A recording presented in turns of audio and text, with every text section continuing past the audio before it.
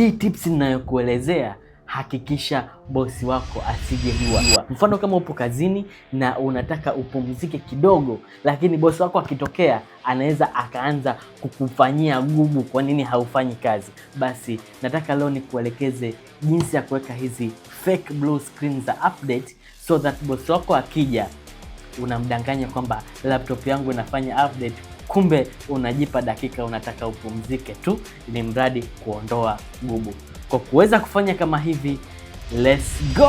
Utakiwa nenda kwenye web browser yoyote, kama hapa tunatumia Chrome, alafu andika white screen kama hivi, whitescreen.online kama hivi ninavyoandika, then click enter.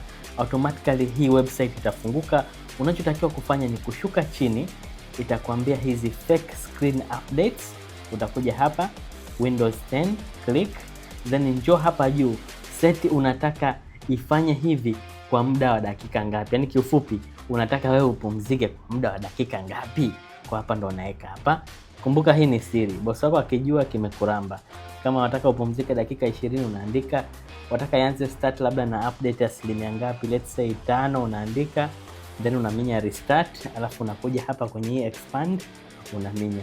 Automatically akija bosi wako utamdanganya labda PC yangu iko ina update na ngojea, kwa sababu mpaka hii video imalizike maana itatumia dakika 20. Lakini muda wote katikati ukiwa umechoka sasa tayari unataka urudi ufanye kazi yako, utaminya escape, click, utaendelea na kazi yako kama kawaida. For more tips like this, hakikisha umetufollow.